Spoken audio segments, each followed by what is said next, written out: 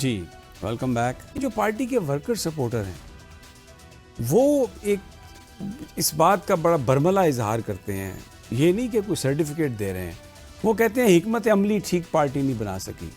اتنے بڑے بڑے اجتماعات ہوئے, کے پی کے سے بھی بڑے لوگ آئے, اور 2-3 دفعہ جو وزیر اعلیٰ ہیں علی امین گنڈا پور, وہ جس انداز میں at the end of that demonstration disappear ہوئے, اور پھر بعد میں جو انہوں نے کہانیاں بتائیں, لوگ اس پہ یقین نہیں کرتے. اسد کیسر صاحب دیکھیے جی, میں آپ کو بات بتاؤں, میں کوئی کنٹروورشل بات اس موقع پہ نہیں کرنا چاہتا, کیونکہ آپ پتہ ہے مسائل بہت زیادہ ہیں.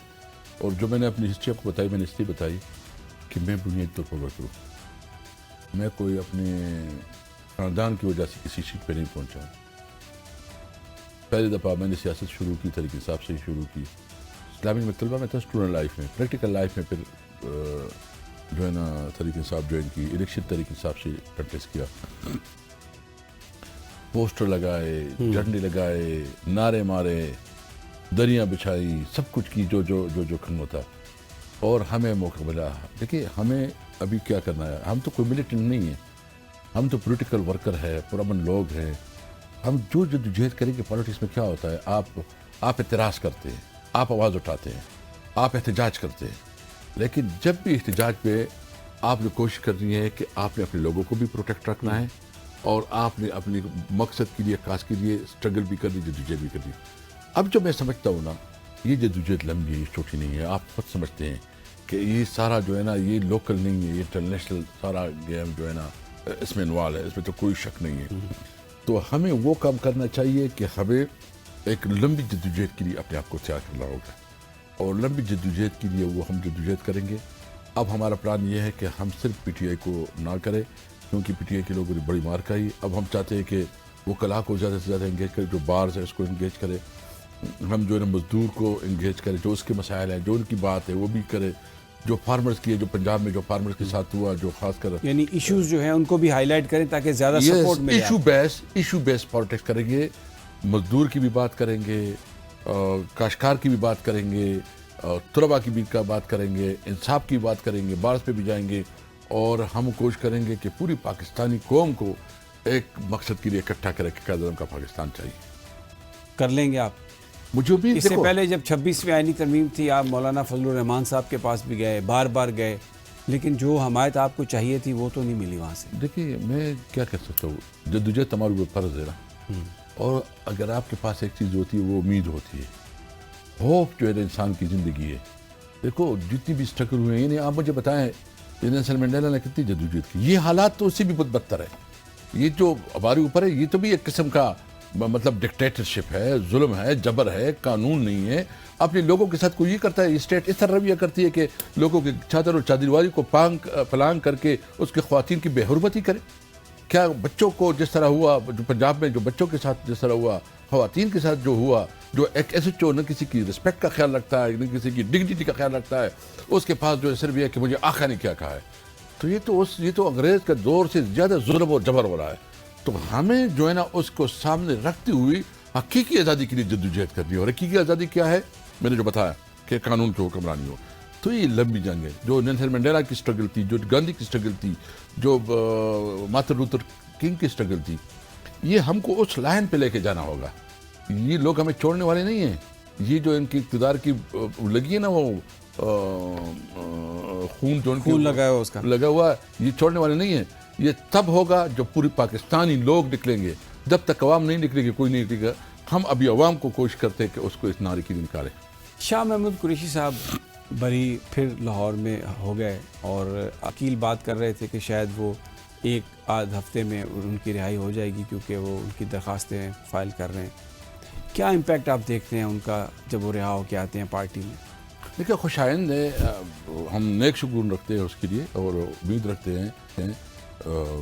2 سال گزارے ہیں, بڑا جیل گزارا ہے, ایج بھی ایسا ہے, تو ہم اس کو اپریشیٹ کرتے ہیں اور نیک شگون ہیں. میں اس لیے پوچھا کہ کچھ لوگ یہ سمجھتے ہیں کہ وہ ایک ایسا فیس ہیں جو ایکسیپٹیبل ہوں گے مذاکرات کے لیے, شاید میننگ فل مذاکرات ہو سکیں, ان کے باہر جو حکومتیں ہیں, طاقتیں ہیں, ان سے بھی تعلقات ہیں, تو کوئی ایک وہ برج شاید بن سکیں. بالکل میرے نیک خواہشات ہیں اس کے لیے, اور ہم ویلکم کریں گے. ہمیں ایک اچھا ساتھی مل جائے گا اور جو بھی حالات میں کردار ادا کر سکتے ہیں تو ہم اس سے اچھی امید رکھتے ہیں. باقی جو لوگ ان کے ساتھ تھے ان کو سزائیں ہوئی ہیں اور ان کی تو جائیدادیں بھی انہوں نے آج آرڈر کر دیا کنفسکیٹ کرنے کی. اتنی جلدی کچھ انتظار ہی نہیں ہے. بس ظلم اور جبر جب حد سے بڑھ جاتا ہے نا تو اللہ تعالیٰ کا نظام چلتا ہے. دیکھیں یہ دنیا کی تاریخ دیکھیں, دنیا کی تاریخ میں کبھی ایسا نہیں ہوا کہ ظلم جب حد سے بڑھ جاتا ہے تو اللہ تعالیٰ کی غیرت اس میں آ جاتی ہے, جلال میں آ جاتی ہے.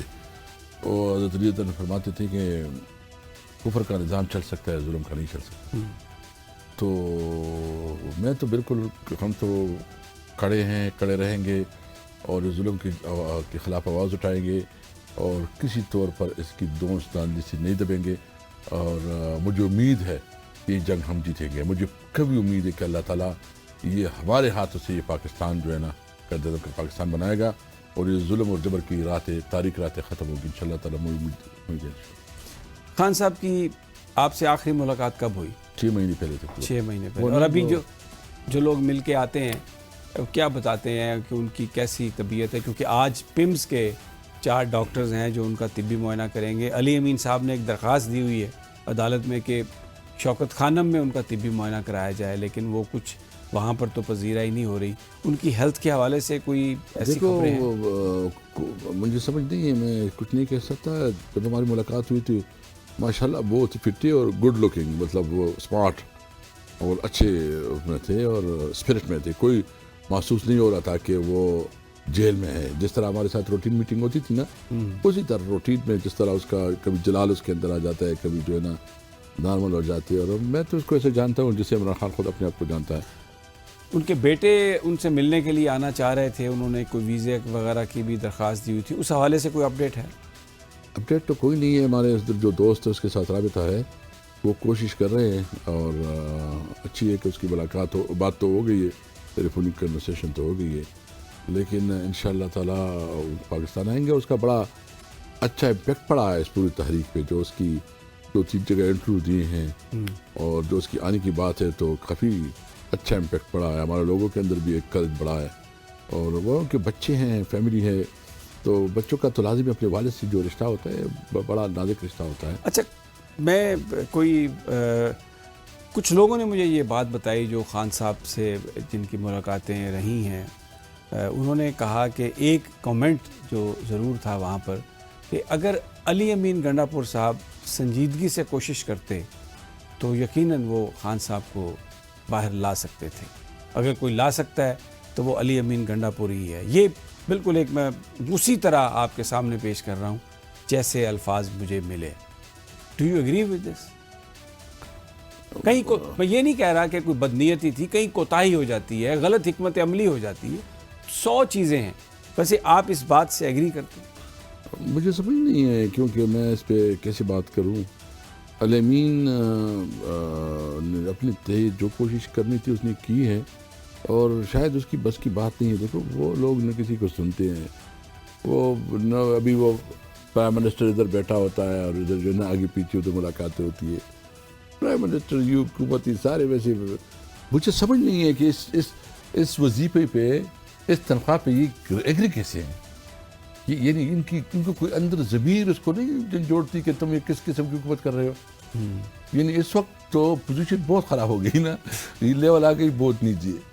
جو چیف منسٹر اور جو پرائم منسٹر اور جو لوگوں کو جس طرح ٹریٹ کیا جاتا ہے, یہ جمہوریت کے لیے جو ہے نا مطلب shame democracy. This is very unfortunate. بہت افسوس ہے اس کے اوپر کہ اس کو کوئی جمہوریت کہتا ہے. جمہوریت نہیں ہے, شیم ڈیموکریسی. یہاں پر وقت ہوا ہے ایک بریک کا, ہمارے ساتھ ہی رہیے.